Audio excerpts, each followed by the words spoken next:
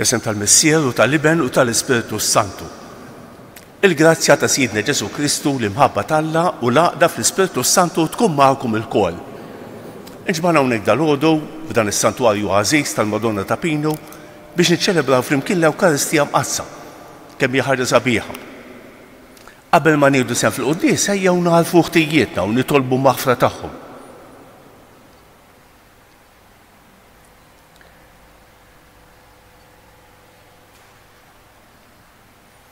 Qegħdin fin-novena tal-Ispiritu Santu, jekk Alla jrid nhar il-Ħadd niċċelebraw Għid il-50, illum qegħdin niċċelebraw it-tifkira ta' San Carlo Lwanga u sħabu Malti, ngħidulhom il-Malti tal-Uganda.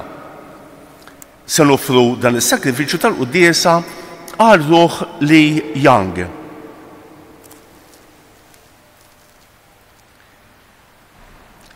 Int li jogħġbok issir bniedem bħalna biex issalvana mulej ħniena. Inti ritmu tarina fuq is-salib, Kristu ħniena. Inti ġajf taħt il-triq tas-sema mulej ħniena. Iħenna rina Alla li jista' kollox, jaħfrilna dnubietna u jwassalna għal ħajja ta' dejjem. Nitolbu. O Alla, inti għamilt mid-dem tal-Malti żerrija tal-insara. Fit-tieba tiegħek katina li jkun hemm dejjem kotra kbira ta' frott fil-Knisja li l-għalqa qaddisa tiegħek, imsoqqija bid-dem ta' San Carlo Lwanga u sħabu. Bibnek Ġesu Kristu siedna li hu Alla u miegħek jgħix u jsaltan, flimkien mal-Ispiritu Santu għal dejjem ta' dejjem.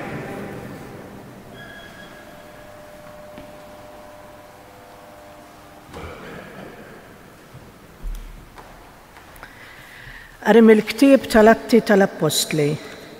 F'dak iż-żmien minn Miletu Pawlu bagħat isejjaħ lill-presbiteri tal-Knisja ta' Efesu.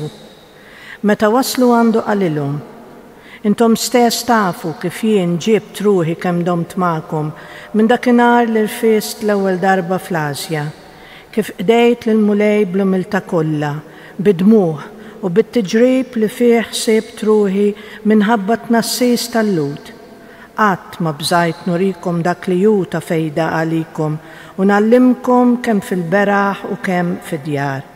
U nwissi lill-Lut u lill-Griegi li għandhom jindmu u jduru lejn Alla u jemmnu fil-mulej tagħna Ġesu. U issa araw, jien imġiel mill-Ispirtu sejjer Ġerusalemm bla ma naf se jgħaddi minna għalija hemmhekk. Naf biss li l-Ispirtu Santu urini f'kull belt li hemm jistennewni ħabs u tbatija. Iżda jien li l-ħajti xejn ma nqisha għażiża għalija jekk mhux biex intemm il-mixja tiegħi u l-ministeru li ħadd mingħand il-mulej Ġesu. Jiġifieri li nagħti xhieda tal-Evanġelju tal-Grazzja ta' Alla. U issa jiena naf li intom il-koll li fostkom għaddejt inxandar is-salta mintom se taraw wiċċi aktar. Għalhekk nistqar qudiemkom illum li jiena minix ħati tal-ħsara li tistgħu iġġarbu għax jien qatt ma bżajt nurikom dak kollu li Alla irrid minnkom. Il-kelma tal-mulej. Alleluja, alleluja, alleluja.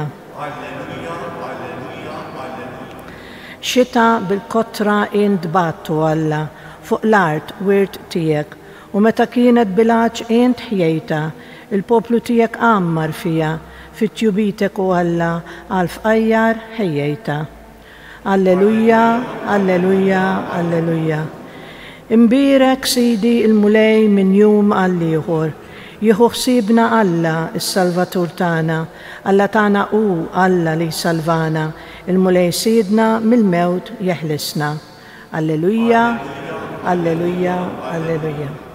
Alleluja, alleluja, alleluja. Jiena nitlob lill-Missier u jagħtikom difensur ieħor biex jibqa' magħkom għal dejjem. Alleluja.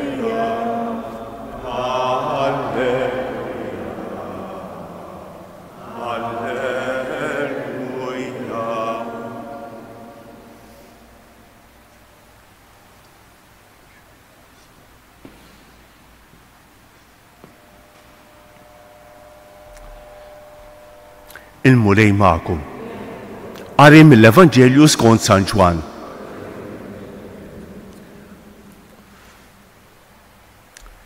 F'dak iż-żmien Ġesu refa' għajnejh lejn is-sema u qal: Missier waslet is-sija. Għati glorja lill-ibnek biex l-iben jagħti glorja lilek. Bħalma jien tajtu s-seta fuq kull bniedem biex jagħti l-ħajja ta' dejjem lil daw kollha li inti fdajtlu. Din hi l-ħajja ta' dejjem li jarfu lilek Alla wieħed veru u l-Ġesu Kristu li inti bagħt. Jien igglorifikajt lilek fuq l-art billi temmejt ix-xogħol li tajtni nagħmel. U issa Missier igglorifika lili għandek bil-glorja li kelli miegħek qabel ma kienet id-dinja. Jiena għarraft ismek lill-bnedmin li inti tajtni mid-dinja. Kienu tiegħek u inti tajthom lili, u huma ħarsu kelmtek. Issa jafu li dak kollu li tajtni ġej minnek, għaliex il-kliem li inti tajt lili jiena tajtu lilhom, u huma laqgħuh u għarfu ta' bilħaq li jiena ħriġt minnek u għemnu li inti bagħtni. Jiena għalihom nitlob, ma nitlobx għad-dinja, imma għal dawk li inti tajtni, għaliex huma tiegħek. U dak kollu li hu tiegħi huwa tiegħek.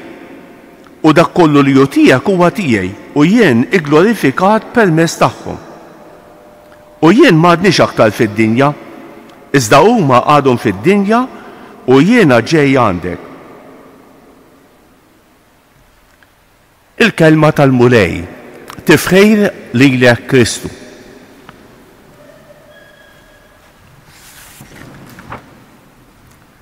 Ħanejt kelma fuq il-qari tal-lum u ngħid kelma fuq il-qaddisin tal-lum. Mela l-ewwel lezzjoni li għandna li smajna llum mill-Atti tal-Apostli hija l-ewwel parti tat-testament pastorali ta' San Pawl. Mela San Pawl mar Efesu, kif qalilna hawnhekk San Luqa, mill-Miletu Pawlu bagħat isejjaħ lill-Presbiteri tal-Knisja ta' Efesu u jiftaħ qalbu magħhom jagħmel isu it-testament tiegħu. Din hija l-ewwel parti, għad baqa' parti oħra sa naqraw għada jekk Alla jrid. Sabiħa ħafna. U San Pawl hawnhekk jgħid il dawn in-nies il-Presbiteri ta' Efesu jgħidulhom isma' minn xi ħadd hu kemm diffikultajiet iltaqa' magħhom u dan kollu għall-Vanġelu, għall-aħbar it-tajba, għal Ġesu Kristu. Għalhekk dan huwa t-testament spiritwali jgħidulhom isma' issa sejjer Ġerusalemm u laqqas nafx ħajjiġri minni, x'aktar x'arrestawni. Mhux ix għamel xi ħaġa ħażina, imma minħabba l-mibeda li l-lut kellhom għall-Vanġelu, għal Ġesu. Wissa li jiena naf li jintom il-koll li fostkom għaddejt inxandar is-saltna, mintom se taraw wiċċi aktar. Għalhekk nistqal qudiemkom illum li jien m'iniex ħati tal-ħsara li tistgħu iġġarbu. Ara jiena preparajtkom, jiena għedtilkom kollox, jiena għallimkom, jiena ħadd paċenzja bikom. Jiena wassaltilkom il-Ġesu Kristu, jien batejt anki għalikom, imma issa nerħikom fidejn Alla. Kemm hu sabiħ dan diskors? Qisu bħal meta t-tfal jibdew jikbru u l-ġenituri lil dawn it-tfal jgħidulhom issa fendi għal rasek, nerħik fidejn Alla. Oqgħod attent, ħu ħsieb. Ara, il-parti tiegħi għamilta, dak li qed jagħmel San Pawl f'dil komunità ta' Efesu, il-parti tiegħi li kelli nagħmel li nxandilkom il-Vanġelu li nwassalkom għal Ġesu Kristu, il-parti tiegħi għamilta. Issa nerħilkom fidejn Alla. Anki Ġesu fis-silta tal-Vanġelu tal-lum jitkellem fuq l-aħħar żmien. Tajjeb, Ġesu sejja għand il-missier qegħdin fil-kapitlu 17 ta' San Ġwan qed jagħmel l-aħħar diskorsi, l-aħħar talbiet, kapitlu 17 huwa talba twila u għandu ħafna riflessjonijiet sbieħ. Ġesu jgħid missier waslet is-sija. Is-sija tal-passjoni, is-sija tal-glorja. Għati glorja lill-ibnek biex l-iben jagħti glorja lilek. X'inhi din il-glorja? Is-suċċess? Li taf x'inhi il-glorja? Li jarfu lilek Alla wieħed veru u lil Ġesu Kristu li inti bat. Din kienet il-missjoni ta' Ġesu. Li waslilna l-imħabba tal-missier lejna. Il-ħajja kollha ta' Ġesu tinġabar f'din sentenza. X'kellu jagħmel Ġesu? Jaqleb id-dinja le xejn minn dan. Jarrafna l-imħabba tal-missier lejna. Jien għarraft ismek lill-bnedmej li inti tajtni fid-dinja, għaraf fejni. Għarraft ismek l-imħabba tiegħek. Kull ma għamel Ġesu, il-mirakli, is-sentimenti li wera, kull pass li jagħmel, kull kelma li qal, dan kien il-messaġġ. Jien għarraft ismek lill-bnedmejn li inti tajtni fid-dinja. U mhux daqshekk biss. Ġesu x'inhu jagħmel issa li tal-sema? Nar il-ħadd iċċelebrajna l-absi. X'inhu jagħmel? Jitlob għalina quddiem il-missier. Jiena għalihom nitlob, ma nitlobx għad-dinja, imma l dawk li inti tajtni għaliex huma tiegħek. Il-missjoni ta' Ġesu llum hija li jidħol għalina quddiem il-missier. Kemm sabiħa din, kieku niftakruha ftit. Ġesu jitlob għalina. Bħalma l-ġenituri jitolbu għall uliedhom telqu mid-dar ħadu l-istat tagħhom forsi. Kemm jagħmlu tajjeb dawk il-ġenituri li jibqgħu jitolbu għall uliedhom. Jibqgħu jitolbu għall uliedhom. Anki jekk m'għadhomx id-dar. Jitolbu għall uliedhom biex jiltaqgħu ma' Ġesu Kristu. Ħanitkellmu fuq il-qaddisin tal-lum. Illum qegħdin niċċelebraw il-San Carlo Lwanga u sħabu Malti. Dawn l-Uganda aw l-Afrika kien hemm l-evanġelizzazzjoni u 7 snin wara bdiet persekuzzjoni. Għaliex? Għax ir-re Lwanga kien żieni u ried juża jabbuża min-nies ta' madwaru. Tajjeb, jabbuża anki b'mod laxk sesswalment. Fosthom imutu bejn l-1885 u l-1887 22 żagħżugħ. Nsemmu lil Carlo Lwanga. Carlo Lwanga kien għandu 24 sena. Kien jieħu ħsieb il-paġġi tas-sultan fil-palazz tas-sultan. Li żgħar wieħed kellu 13 sena.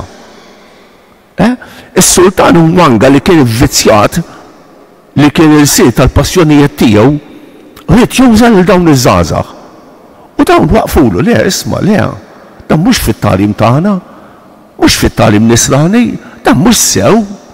Mhux sew u tagħhom il-martiri 22. Kienu kanonizzati mill-Papa Pawlu VI illum għaddejs fl-1964.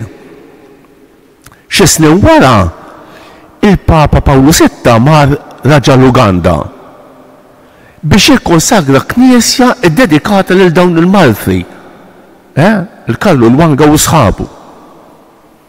U qal din is-sentenza famuża. Qal li tkun nisrani hija l-isbaħ ħaġa. Imma li tgħix ta' nisrani mhijiex l-aktar faċli. Li tkun nisrani hija l-isbaħ ħaġa. Imma li tgħix ta' nisrani mhijiex l-aktar faċli. Nżommu f'moħħna anki aħna il-ħajja nisranija mhix xalata. Il-ħajja nisranija mhix b'nazzi dejjem. Qegħdin fin-novena tal-Ispiritu Santu, jien jitolbu l-Ispiritu Santu biex jagħtina d-dawl ħalli ngħixu ta' bilħaq il-ħajja nisranija. Jitolbu l-Ispiritu Santu biex ikollna il-kuraġġ li kellhom dawn il-martri li jieqfu kontra l-kurrent ħażin. Nitolbu l-Ispiritu Santu biex idawwar il-ħajja tagħna u jagħtina li ngħixu ħajja awtentika nisranija.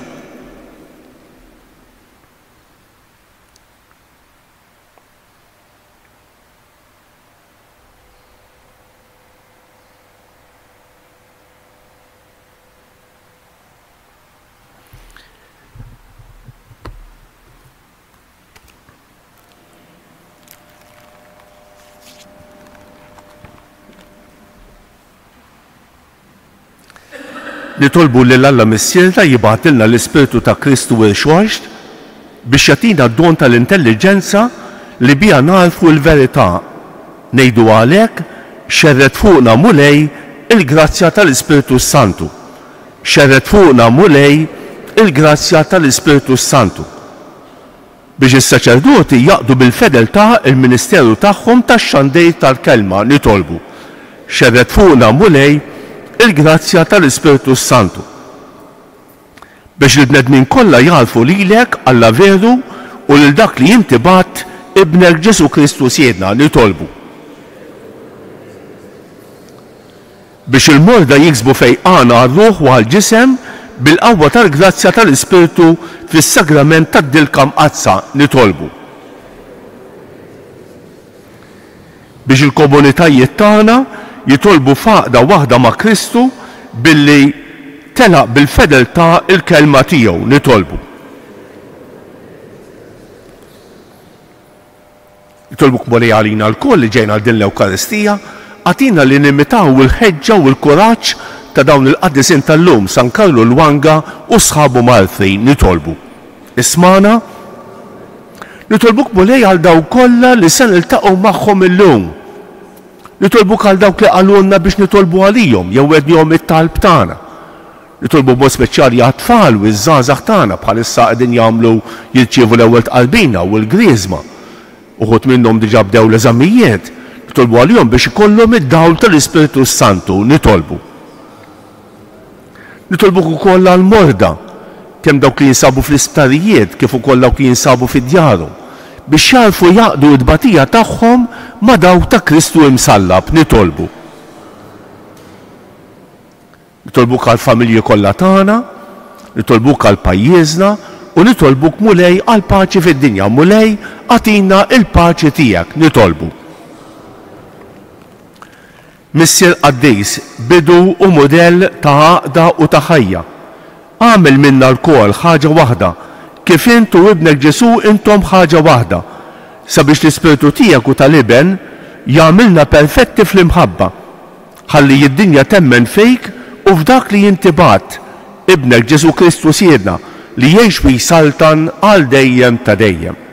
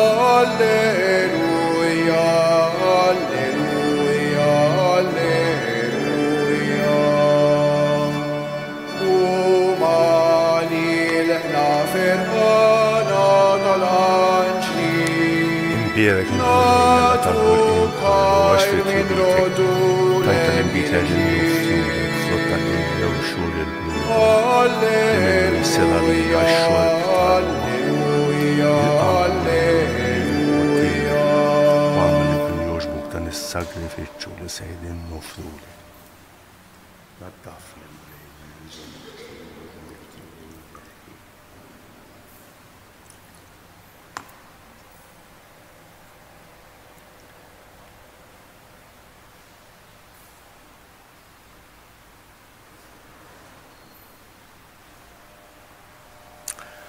Itolbu ħuti biex dan is-sagrifiċċju tiegħi u tagħkom ikun joġob l-Alla l-Missier li jista' kollox.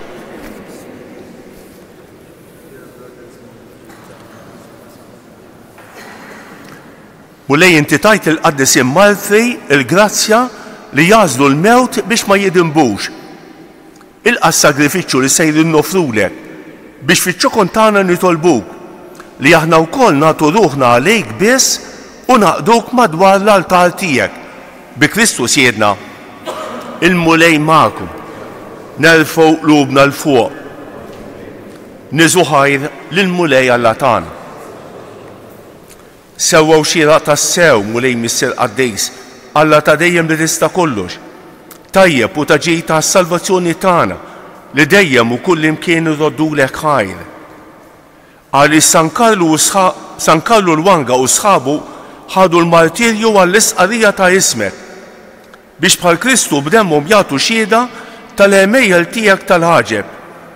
Meta turi l-qawwa tiegħek fl-aqwa tagħha sewwa sew fejn hemm id-dajjef u ssaħħaħ lil minnu nieqes mill-ħila biex ikun jista' jixhed għalejk bi Kristu siedna. Għalhekk flimkien mal-qawwiet tas-sema qatt ma nieqfu nfaħruk fuq l-art u bla qiegħda intennu lill-kobor tiegħek. Qaddejs, Qaddejs, Qaddejs, mulej Alla tal-eżerċiti. Osanna fil-għoli ta' smewwiet, imbierek minn ġej f'isem il-mulej, osanna fil-għoli ta' smewwiet. Qaddejs tas-sew int mulej, inti lajn ta' kull dosija. Qaddes għalek nitolbuk dawn l-offerti bil-barka tal-Ispirtu tiegħek biex isiru għalina il-ġisem u d-demm ta' Sidna Ġesu Kristu li meta kien se jingħata biex midaj ħibati ħajl ħobs, ratt il-ħajr, qasam, tal id-dixxiepli tiegħu u qal: ħudu u kulu l-kol minn dan, għax dan huwa ġismi li jingħata għalikom.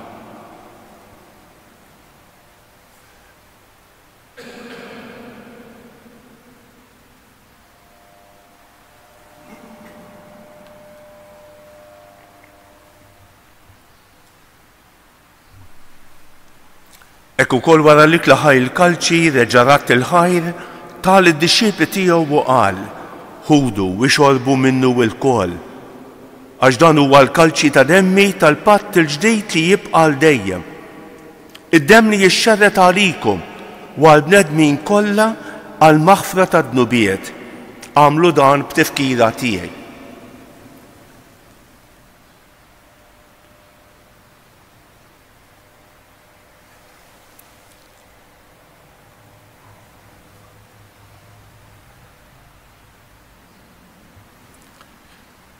Danu l-misteru tal-fidi, inħabru l-mewt tiegħek mulej,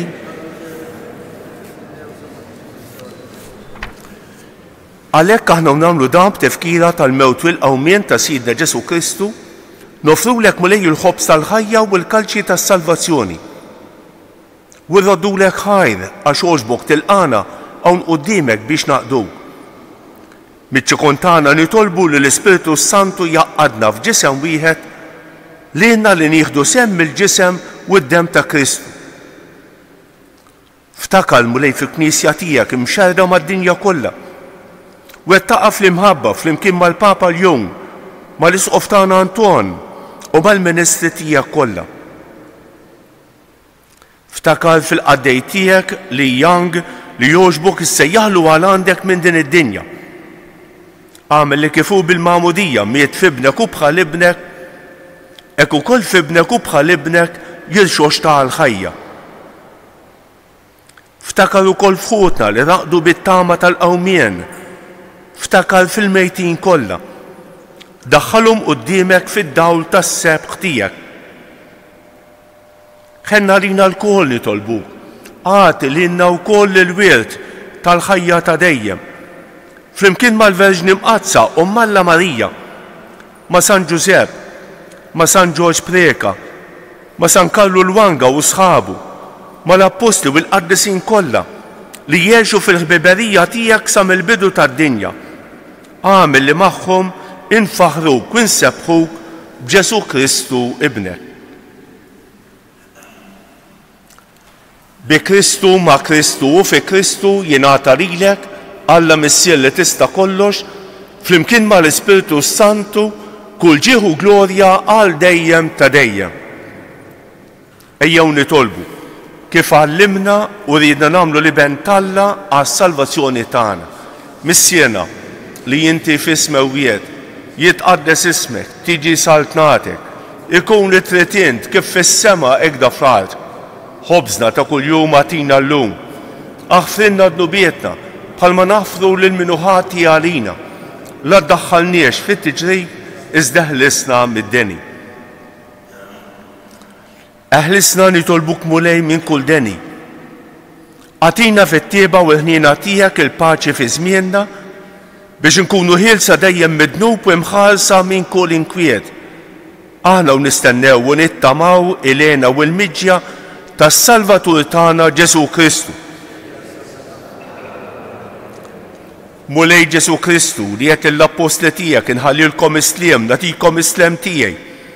La tħarrix lejn dnubietna, iżda ħares lejn il-fidi tal-Knisja tiegħek. Għatija isliem u l-għaqda li inti trid fija. Inti tgħix fis-Saltan għal dejjem ta' dejjem. Il-paċi tal-mulej tkun dejjem magħkom. Għatu il-paċi lil xulxejn.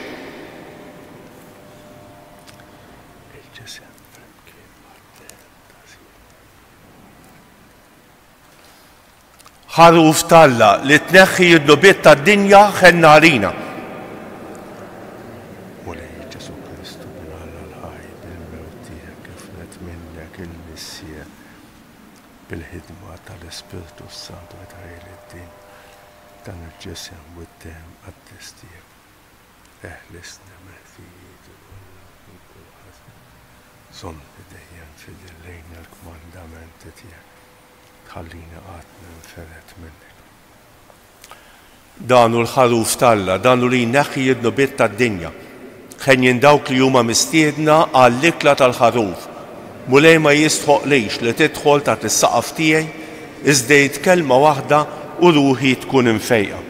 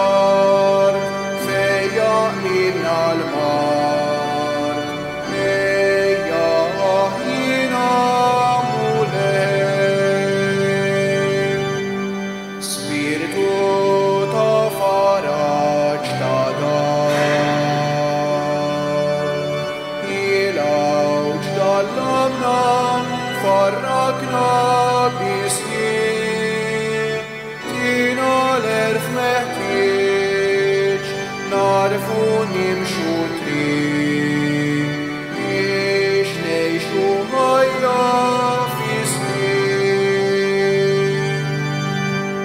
Spiritu ta' mħabba bla qis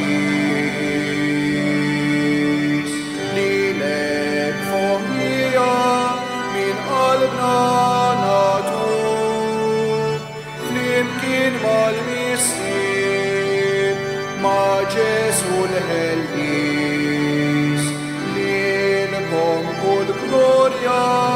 Amen.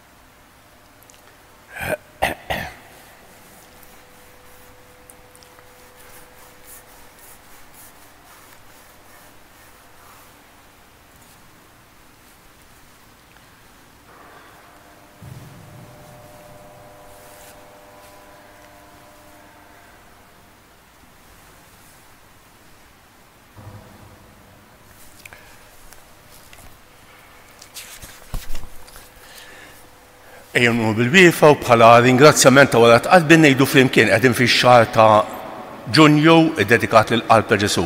Ngħidu flimkien. Qalb imqazza ta' Ġesu jiena nafda fik.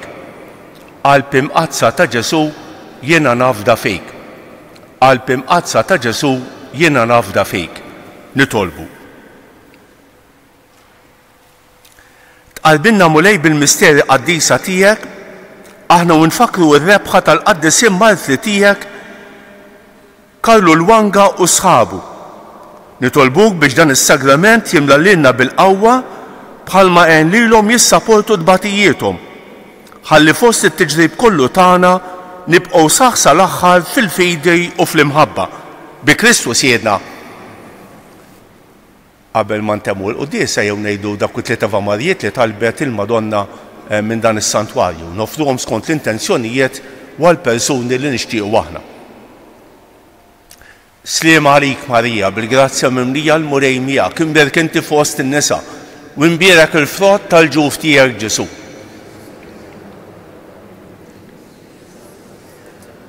Sliem għalik Marija, bil-grazzja mimlija l-murej miegħek, imberek inti fost in-nisa u imbierek il-frott tal-ġuf tiegħek Ġesu. Sliem għalik Marija, bil-grazzja mimlija l-murej miegħek, imberek inti fost in-nisa u imbierek il-frott tal-ġuf tiegħek Ġesu.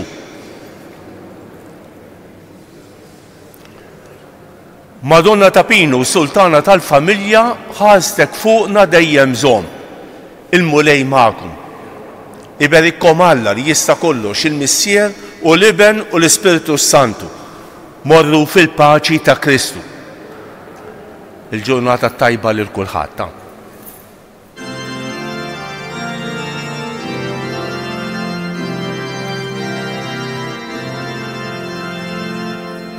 Marija jiftaħ